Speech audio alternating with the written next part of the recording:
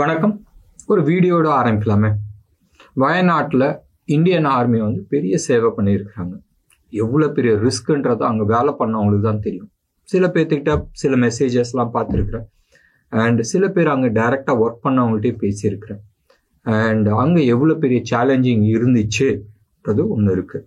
And அங்கே சக்ஸஸ்ஃபுல்லாக முடிச்சுட்டு இந்தியன் ஆர்மி வந்து திரும்பும் போதும் பொதுமக்களோட வரவேற்பு ஒன்று. நிறைய ஊரில் இது மாதிரி பண்ணியிருக்காங்க. டர்க்கியில் எர்த்குவேக் நடந்தப்போ நினச்சி பாருங்களா, Turkey is not a friendly country for India. அவங்க வந்து ஓப்பனாக பாகிஸ்தானுக்கு சப்போர்ட் பண்ணுற country. And India was the first country. அங்கே எர்த்குவேக் முடிஞ்சோடனே அடுத்த ஒரு 1 hour 2 hours வந்து இந்தியாவிலேருந்து ஃப்ளைட் கிளம்பிச்சு வித் ஆல் எக்யூப்மெண்ட்ஸோடு. அங்கேயும் வந்து பெரிய லெவலில் வந்து இவங்க எஸ்டாப்ளிஷ் பண்ணாங்க. அண்ட் டிசாஸ்டர் மேனேஜ்மெண்ட் டீம் இருக்குல்ல அவங்களுக்கு, அதில் வந்து நிறைய பேர் பெரிய இந்தியாவில் எங்கே ஃப்ளட்டு நடந்தாலும் சைக்ளோன் இருந்தாலும் அவங்க தான் வந்து ஃபர்ஸ்ட் நிற்கிறாங்க. மொதல் அந்த வீடியோ பார்க்கலாம்.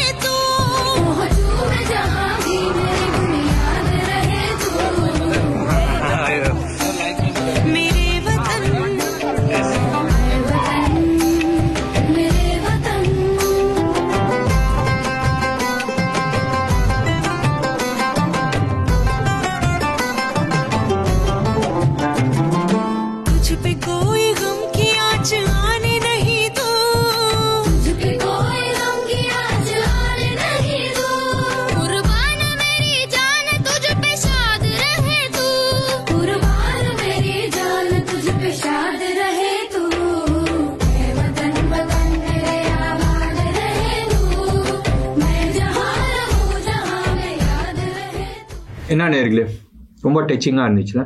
எஸ், அவங்களோட contribution is unthinkable, right? And பயங்கரமான வேல்யூ இருக்கிறது. இதை விட்டுடலாம், நம்ம மெயின் பிரச்சனைக்கு வரலாம். இன்னைக்கு டேட்டில் நிறைய பேத்துக்கு வந்து வேலை போயிட்டுருக்கு. அண்ட் வேலை போகிற ஆட்களில் வந்து நீங்கள் எடுத்துக்கிட்டிங்கன்னா 2 விதமான கேரக்டர்ஸ்.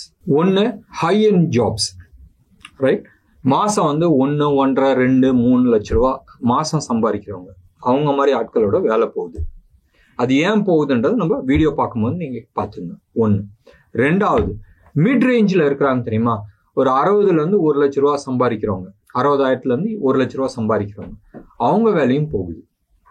அதுக்கும் காரணம் நம்ம பேசிக்கலாம். இந்த ஹை அண்ட் ஜாப்ல இருக்கிறவங்க பேசிக்காக அது வந்து கம்பெனிக்கு வந்து ஒரு பேர்டன்றது பார்க்குறாங்க. ஏன்னு சொன்னால், நான் உனக்கு மாதம் 2 லட்ச ரூபா சம்பளம் கொடுக்கறதுக்கு நான் இன்னும் ஒரு 3 பேரை நான் எக்ஸ்ட்ரா எடுத்துட்டு நான் பண்ணிப்பேன்றது ஒன்று. அவங்க வந்து தே are not critical to the company. அந்த கிரிட்டிக்கல் இல்லாத காரணம் வந்து என்னதுன்னு சொன்னால், அவங்க வந்து ஒரு முக்கியமான பொசிஷன்ல இல்லை. அவங்க ஏன் இந்த சம்பளம் வாங்குறாங்க? Because of experience. ஒரு வயசாயிருக்கும், இவ்வளோ வருஷம் எக்ஸ்பீரியன்ஸ் ஆயிருக்கு, அதனால அந்த பொசிஷனுக்கு போயிட்டு அங்கே வந்து சம்பளம் வருது. But that is not important, right? Company வந்து ஃபர்ஸ்ட் கை வைக்கணும், காஸ்ட் கட்டிங் சொன்னால் இந்த நபர்களை தான் கை வைக்கிறாங்க. நீங்கள் வந்து எடுத்து பாருங்களா, நிறைய ஐடி கம்பெனியில் டாப் லெவலில் இருக்கிற ஆட்கள் எல்லாமே காலி. இப்போ ரீசெண்டாக ஒரு I don't want to name the company, ஒரு இன்வெஸ்ட்மெண்ட் பேங்கிங், ரைட்? பாஸ்க்கு அடுத்த ஆள், அதுக்கு அடுத்த ஆள், அதுக்கு அடுத்த ஆள், 4 பேர் காலி, ரைட்? இந்த 4 பேர்த்தோட சம்பளம் வந்து close to about 12 lakh rupees per month, per year பேசுறாங்க, பர் மந்த். இப்போ இவங்களோட நிலை என்ன? 1. 2வது, இந்த மிட் ரேஞ்ச் நான் சொன்னேன் தெரியுமா, 60லேருந்து 1.5 லட்ச ரூபா சம்பாதிக்கிறவங்க, அவங்களோட பிரச்சனை என்னன்னு சொன்னால், they are not upskilling the themself. அரைச்சமாவே அரைச்சிட்டு இருக்காங்க. They are not upskilling themself. இன்னமும் C++ல உட்காந்துட்டு இருக்கவங்க இருக்கிறாங்க. அதுக்கப்புறமா நம்ம வந்து கோபால், இந்த பழைய லெகசி சிஸ்டம்லாம் உட்காந்துட்டு இருக்கவங்க இருக்கிறாங்க. And they don't want to upgrade. இன்னைக்கு வந்து டெக்னாலஜி அப்கிரேட் ஆகிட்டே இருக்கு. அப்போ தே ஹாவ் டு அப்கிரேட். இல்லாட்டினா காணாமல் போயிடுவீங்க. நோக்கியா மாதிரி. நோக்கியா எந்த தப்பும் பண்ணல, கொடாக் எந்த தப்பும் பண்ணல. ஆனால் உலகம் மாறினப்ப இவங்க மாறல. என்னாச்சு? ரெண்டு கம்பெனியும் அதே கதை தான். இண்டிவிஜுவல்ஸ் வந்து நிறைய பேர் ரிக்ரெட் பண்றாங்க, நம்ம அப்ஸ்கில் பண்ணல. இந்த பிரச்சனைக்கும் ஸ்டாக் மார்க்கெட்ல இல்ல நம்ம இன்வெஸ்ட்மெண்ட்டோ இல்ல ஃபைனான்சியல் பிளானிங்கோ என்ன வித்தியாசம்ல அது ஏன் தேவைப்படுதுன்றது நம்ம எடுத்துக்கலாம். நிறைய பேர் இது மாதிரி நபர்கள் கஷ்டப்படுறாங்க. என்னைக்குமே ஒன்று ஞாபகம் வச்சுங்களா, கஷ்டப்பட்டுட்டு இருக்க ஆளு வந்து மேனேஜ் பண்ணிப்பாங்க. மாசம் வந்து எனக்கு 15-20,000 ரூபா வருது, என் டு என் வயிற்றுக்கும் வாய்க்கும் கரெக்டா இருக்கு, அது வந்து ஓகே, ரைட். ஒருத்தர் இந்த லெவல்ல இருந்து டப்புன்னு கீழே வரும் போதும் தாங்க முடியறது இல்லை. அந்த இதுல பிரச்சனை என்னதுன்னு நான் சொல்றேன் பாருங்க. EMI, right. அவங்கள்ட்ட கையில கேஷ் இருக்கும், அசெட்ஸ் இருக்கும், ஒரு வீடு இருக்கும், ஒரு கார் இருக்கும், ஒரு நல்ல குடும்பம் இருக்கும், ஃபேமிலியில வந்து பசங்க வந்து நல்ல ஸ்கூல்ல படிச்சுட்டு இருப்பாங்க. திடீர்னு வந்து இந்த சம்பளம் இல்லை சொல்லும் போதும் ஒரு 2 மாசம் 3 மாசம் அவங்களால மேனேஜ் பண்ண முடியும், இல்லை ஒரு 6 மாசம் கூட மேனேஜ் பண்ண முடியும். அதுக்கு மேல கிடையாது. ஏன்னு சொன்னா எப்படி பார்த்தாலும் ஒரு ஹவுசிங் லோன் இருக்கும், ஒரு பர்சனல் லோன் இருக்கும், ஒரு கார் லோன் இருக்கும், ஒரு கன்சியூமர் லோன் இருக்கும். முடிஞ்சிச்சு. அவங்க வந்து சம்பாதிக்கிறது வந்து அவங்க லிவிங் கோஸ்டரா இல்லை, இஎம்ஐ கட்டுறதுக்காக இருக்கும். இது மாதிரி நிறைய ஃபேமிலிஸ் வந்து ஆல்மோஸ்ட் டே டு டே பேசிஸ்ல வந்து நாங்கள் சந்திச்சுட்டு வந்துட்டு இருக்கோம். ஒவ்வொரு ஸ்டோரியும் கேட்கும் போது ரொம்ப கஷ்டமா இருக்கு, ரைட். காரணம், they are not planning for investments. இன்வெஸ்ட்மெண்ட்னா எடுத்துக்கிட்டாவே எல்லாத்துக்கும் மனசுல வர்றது இம்மீடியட்டா ஒரு நல்ல ஜாப், மாசம் வந்து 1 லட்ச ரூபா சம்பாதிக்கிறேன்னு சொன்னால் இம்மீடியட்டா வீடு வாங்கணும்னு தான் பாக்குறாங்க. என்னைக்கு உங்க கையில 60% 1 கோடி ரூபா வீடுன்னா 60 லட்ச ரூபா உங்க கையில கேஷ் இருக்கோ அன்னைக்கு வீடு வாங்கறதுக்கு நீங்க போங்க. அப்பயும் இந்த 60 லட்சத்தை லோன்ல இதுல போடாதீங்க, வீட்டுல போடாதீங்க. ஒரு 40 லட்சம் இல்ல 30 லட்சம் லோன் இது போடுங்க, வீட்டுக்கு நீங்க போடுங்க 30%. மீதி கையில வையுங்க. வேற அது என்ன பண்ணலான்றது நம்ம சொல்லலாம். மீதி ஒரு 30 லட்ச ரூபா கையில வச்சுங்க, மீதி 70 லட்ச ரூபா லோன் வாங்கி போடுங்க. அப்ப என்ன ஆகும்னு சொன்னால் உங்களுக்கு ஒரு பிரீத்திங் இருக்கும். ஒண்ணு. ரெண்டாவது, நிறைய பேரை வந்து நான் பார்த்திருக்கிறேன், லோன்ஸ் வந்து ப்ரீ க்ளோஸ் பண்ணணும்னு விருப்பப்படுவாங்க. Especially housing loans. ஹவுசிங் லோன்ஸை வந்து ப்ரீ க்ளோஸ் பண்ணாதீங்க. ஏன்னு சொன்னால் இருக்கிறதுலேயே மோர் செக்யூர்ட் லோயஸ்ட் இன்ட்ரெஸ்ட் ரேட்ல கிடைக்கிற லோன் எதுன்னு சொன்னால் ஹவுசிங் லோன் தான். டாக்ஸ் பெனிஃபிட்டும் இருக்கு, ரைட். இன்னைக்கு டேட்ல சராசரியா 7.5% 8% கிடைக்குது உங்களுக்கு ஹவுசிங் லோன். நீங்க கையில எக்ஸ்ட்ரா கேஷ் இருக்கு, அந்த எக்ஸ்ட்ரா கேஷை வந்து எனி இன்வெஸ்ட்மெண்ட்ஸ்ல நீங்க போடலாம். எஸ்பெஷலி மியூச்சுவல் ஃபண்ட்ல நீங்க போடுங்க, சேஃப். அது வந்து டெட் ஃபண்ட்ஸ் வேணாம், நீங்க வந்து பேலன்ஸ் ஃபண்ட்ல போடலாம், ஓரளவுக்கு வந்து சேஃப். ஈக்விட்டி ஃபண்ட்ஸ்ல நீங்க போடலாம், எஸ்பெஷலி லார்ஜ் கேப்ல நீங்க போடலாம். எஸ், அது கமுறதுக்கு சான்சஸ் இருக்கு, but on a longer run we are able to. ஒரு 8 இயர் சைக்கிள்ல நீங்க எடுத்து பாத்தீங்கன்னா ஆவரேஜா 15 to 18% ரிட்டர்ன்ஸ் கொடுத்துருக்கும். ஈக்விட்டி, டைரக்ட் ஈக்விட்டியும் நீங்க உள்ள வரலாம். இந்த பதிவு it is not about investment, it is not about நீங்க பண்ற செலவுகள். ஆனால் இந்த பதிவு வந்து ஒரு ஐ ஓப்பனரா இருக்கட்டும். தயவு செஞ்சு, மறுபடியும் நான் சொல்றேன், தயவு செஞ்சு வர பேமெண்ட்ஸ்ல, உங்களோட வர சம்பளத்துல ஃபர்ஸ்ட் 30%, உங்களுக்கு 1 லட்ச ரூபா வருதா, 30,000 ரூபா தூக்கி இன்வெஸ்ட்மெண்ட்ல போடுங்க. உங்களோட ஃபர்ஸ்ட் செலவே வந்து இன்வெஸ்ட்மெண்ட்டா இருக்கணும். மீதி அதை வச்சுட்டு நீங்க வந்து பாருங்க. ஒண்ணு. ரெண்டாவது, ஏற்கனவே எனக்கு நிறைய கடன்கள் இருக்கு, மாசம் 3 ரூபா வட்டி கட்டிட்டு இருக்கேன், 4 ரூபா வட்டி கட்டிட்டு இருக்கேன். அப்ப இந்த இன்வெஸ்ட்மெண்ட் எடுத்து இங்க போடுறது வந்து புத்திசாலித்தனம் கிடையாது. ஃபர்ஸ்ட் புத்திசாலித்தனம் இந்த கடன் அடைக்கிறது, ரைட். உங்களோட ரிட்டர்ன்ஸோட ஜாஸ்தி வந்து இந்த சைடு எக்ஸ்பென்ஸ் போகுதுன்னா இது அடைக்கிறதுக்கு வழியை பாருங்க. ஸோ எங்களோட ஃபைனான்சியல் பிளானிங், இண்டிவிஜுவல் ஃபைனான்சியல் பிளானிங்ல நாங்கள் இதுதான் இன்சிஸ்ட் பண்ணிட்டு இருக்கோம். அண்ட் இது வரவங்களுக்கு எல்லாத்துக்குமே வந்து ஒரே சொல்யூஷன்ஸ் கிடையாது. நான் மோஸ்டா 90% வந்து 90 இல்லை 95% வந்து நான் தான் வந்து இன்ட்ராக்ட் பண்றது. இது மாதிரி யார் வந்தாலும் ஃபைனான்சியல் பிளானிங் எனக்கு ப்ராப்ளம் இருக்கு, இல்லை என்கிட்ட வந்து இன்வெஸ்ட்மெண்ட் இருக்கு, நான் இன்வெஸ்ட்மெண்ட் பண்ணணும்னு சொன்னால் டைரெக்டாக நான் தான் இன்ட்ராக்ட் பண்ணிட்டு இருக்கேன் எல்லாத்துட்டையுமே. ஏன்னு சொன்னால் எல்லாத்துக்குமே ஒரே சொல்யூஷன்ஸ் கிடையாது. ஒவ்வொருத்தரோட இண்டிவிஜுவல்ஸ், அவங்களோட பிரச்சனைகள், அவங்களோட ஏஜ், அவங்களோட ப்ரொஃபைலிங், எவ்வளோ தூரம் ரிஸ்க் எடுக்க முடியும், அவங்க குழந்தைங்க என்ன வயசாகுது, அந்த வயசுல வந்து அவங்களுக்கு இன்னும் எவ்வளோ டைம் கேப் இருக்கு, நீங்க இன்னும் எவ்வளோ சம்பாதிக்க முடியும், உங்களோட ஜாப் ப்ரொஃபைலிங், இதெல்லாம் பேஸ் பண்ணி தான் வந்து ஒரு ஃபைனான்சியல் பிளானிங்ஸ் பண்ண முடியும்.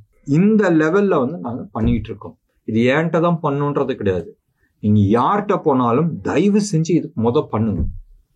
அந்த ப்ரொஃபைலிங் பண்ணி ஒரு பாக்ஸ் போடுங்க. இதுதான் என் ஜாதகம். ஜாதகம்னா என் ரிஸ்க் இவ்வளோ, என் அசட் இவ்வளோ, என் கடன் இவ்வளோ, இந்த கடனுக்கு இந்த வட்டி நான் கொடுக்குறேன், இன்னைக்கு இந்த வேலை போயிடுச்சுனால் அடுத்த 6 மாசத்துக்கு எனக்கு என்ன இருக்கு. That is a cushion. Right? இது ஆர்பிஐ பண்ணுது, செபி பண்ணுது. நீங்க எடுத்து பார்க்கலாம்ல. செபியை வந்து இப்போ ரீசெண்டாக மியூச்சுவல் ஃபண்டுக்கு பண்ணாங்க. ஒரு கம்பெனியில வந்து ஒரு மியூச்சுவல் ஃபண்ட்ல வந்து ஒரு 60% ஃபண்ட் எடுத்தால் அந்த ஃபண்ட் என்ன ஆகும், அந்த 60% ஆளுக்கு எவ்வளோ நாளில் காசு ரிட்டர்ன் பண்ண முடியும். ஒன்று. ரெண்டாவது, ஆர்பிஐயும் அதானே பண்ணிச்சு. ஒரு பேங்க் வந்து திடீர்னு நிறைய பேர் வந்து வித்ட்ரா பண்ணால் பேங்க் எவ்வளோ தூரம் தாங்கும். ரைட்? நம்மளும் அதே தானே பண்ணி ஆகணும். Risk managing or risk profiling நம்மளுக்கு பண்ணி ஆகணும். ஒன்று. ரெண்டாவது வந்து பாக்ஸ் ஃபர்ஸ்ட் நீங்க வந்து போடுங்க. கடன் இருக்குன்னு சொன்னால் அது எப்படி அடைக்க போறோம், எவ்வளோ ஃபாஸ்டா அடைக்க போறோம். அவுட் ஆஃப் பாக்ஸ் திங்கிங் பண்ணுங்க. கன்வென்ஷனல் வேல வந்து பண்ணும் போதும் டைம் பிடிக்கும். கன்வென்ஷனல் வே பண்ணும் போதும் டைம் பிடிக்கும். ரைட்? 8, 10, 15 வருஷம் டைம் பிடிக்கும். அவசரப்படாதீங்க.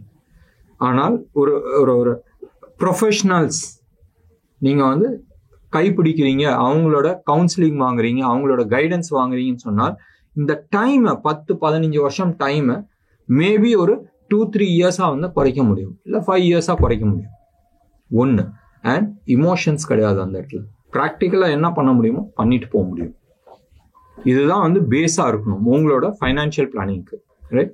ஸ்டாண்டர்டா வந்து நான் வந்து சொல்ல, நீங்க வந்து வர 1 லட்ச ரூபா வருது, இல்லை 50,000 ரூபா வருது, 50,000 ரூபாயில் நீங்க வந்து ஒரு 15,000 ரூபா தூக்கி இன்வெஸ்ட்மெண்ட்ல போடுங்க, மியூச்சுவல் ஃபண்ட்ல போடுங்க, கோல்ட்ல போடுங்கன்னா அது பேசல. அது வரும். அது ஊரே பேசிட்டு இருக்கு. யூடியூப் ஓபன் பண்ணா எல்லாரும் பேசிட்டு இருக்காங்க. நானே போட்டிருக்கேன். மாசம் 5,000 ரூபா கட்டிட்டு இருந்தால் இந்த வருஷத்துல 3 கோடி ரூபா வரும்ன்றது நானே போட்டிருக்கேன். Power of compounding. நான் அதை பத்தியே நான் பேசல. பேசுறது வந்து உங்களோட ரிஸ்க் ப்ரொஃபைலிங் பண்ணுங்க. ஒன்று. ஆனால் பண்ண ஆரம்பிங்க. நீ எவ்வளோ மாசம் எனக்கு வந்து 2 லட்ச ரூபா நான் சம்பாரிச்சிட்டு இருக்கேன், 3 லட்ச ரூபா சம்பாரிச்சிட்டு இருக்கேன், ஒரே ஒரு கேள்வி கேளுங்க. நாளைக்கு அது வரலாட்டினா என் கெதி என்ன? அந்த இது பண்ணிட்டு அந்த ப்ரொஃபைலிங் பண்ண வேண்டியது ரொம்ப ரொம்ப இம்பார்ட்டன்ட். தயவு செஞ்சு உங்களோட குஷன் ஆரம்பிங்க. அண்ட் எல்லாருமே அந்த ஒரு கார்பஸ் ஃபண்ட், ரைட்? இன்னைக்கு டேட்ல வரவங்க 3/4 பேத்துக்கு நான் வந்து சொல்றது வந்து மினிமம் கார்பஸ் ஃபண்ட் வந்து 1.5 கோடி ரூபா பிளான் பண்ணுங்க. அடுத்த ஒரு 5 வருஷம் 6 வருஷம் மாசம் ஒரு 20-25,000 ரூபா நீங்க போட்டுட்டு இருந்தால் இந்த கார்பஸ் ஃபண்ட் வந்து உங்களால கிரியேட் பண்ண முடியும். இந்த கார்பஸ் ஃபண்ட் இருந்துச்சுன்னா இன்னைக்கு உங்களோட தைரியம் எங்க இருக்கும், உங்களோட கான்பிடன்ஸ் லெவல் எப்படி இருக்கும், எத்தனை நபர்கள் ஆபீஸ்ல அவங்க கம்பெனியில நடக்கிற அசிங்கத்தை மிழுங்கிட்டு ஃபேமிலிக்கோசரம் அவங்க அங்க உட்காந்துட்டு இருக்காங்க, பிடிக்காத உட்காந்துட்டு இருக்கவங்க எத்தனை பேருன்றது எனக்கு தெரியும். இதே இது உங்க கையில கார்பஸ் ஃபண்ட் இருக்கு, ஒரு 1.5 கோடி ரூபா இருக்கு. 1.5 கோடி ரூபா அச்சீவ் பண்றது பெரிய விஷயம் இல்லைங்க. அடுத்த 5 வருஷம் நீங்க பிளான் பண்ணீங்கன்னா அந்த அமௌண்ட் வந்துடும். அந்த பணம் வந்துச்சுன்னு சொன்னால் உங்களோட பலம் எப்படி இருக்கும், உங்களோட திங்கிங் லெவல் எப்படி இருக்குன்றத நினைச்சு பாருங்க. Freedom of so many things. Money மட்டும் இம்பார்ட்டன்ட் நான் சொல்ல, பட் மணி இருந்துச்சுனால் நிறைய விஷயத்துல வந்து பிரச்சனை சால்வ். 80% உங்களோட தேவைகள் சால்வ் ஆயிடும். ரைட்? திங்க் பண்ணுங்க. நான் சொன்னது இன்னைக்கு வந்து ஒரு ஷேர் மார்க்கெட் பத்தியோ இல்லை நம்ம வந்து நாளைக்கு நிஃப்டி எங்க ஓப்பன் ஆகும், எந்த செக்டர்லாம் நான் வந்து பேசல. பட் இந்த பார்ட்டை நீங்க யோசனை பண்ணுங்க. ஏன்னு சொன்னால் இன்னைக்கு பணம் சம்பாதிக்கிறதுக்கு பல வழிகள் இருக்கு. பணம் மேனேஜ் பண்றதுக்கு ஆட்கள் கிடையாது. நினைச்சு பாருங்களேன், கௌன் பனேகா கரோட்பதியில 1 crore சம்பாரிச்சாப்ல. எனக்கு தெரிஞ்சு 1 crore இல்ல, 3.5 crores சம்பாரிச்சாப்ல. அடுத்த 3 வருஷத்துல ரோட்ல இருக்கிறாப்ல. ஒன்று. ரெண்டாவது வந்து ஒரு யூடியூப் வீடியோ, அது ஒரு ஃபுட்டு ரைட்? ஒரு வயசானவங்க தாத்தா பாட்டி சேர்ந்து ரோட்ல வந்து சமைச்சு பண்ணிட்டு இருந்தாங்க, கஷ்டப்படுறாங்கன்னு ஒரு யூடியூபரை எடுத்து போட்டு ஆல்மோஸ்ட் 1.25 கோடி ரூபா பண்ணி ஒரு ரெஸ்டாரண்ட் வச்சு கொடுத்தாங்க. அடுத்த 6 மாசம் மறுபடியும் ரோடுக்கு வந்துட்டாங்க. Because they don't know how to manage money. நிறைய எக்ஸாம்பிள் நம்ம சொல்ல முடியும். பணம் நிறைய வந்துச்சு, they are not able to manage their success. வாங்க சேர்ந்து பண்ண முடியும், நிறைய விஷயத்த பண்ண முடியும். ட்ரைனிங் எடுங்க, ஸ்டாக் மார்க்கெட்டுக்கு வரணுமா வாங்க, டைரக்டா வந்து நீங்களே கத்துங்கன்னு தான் நான் சொல்லிட்டு இருக்கேன்.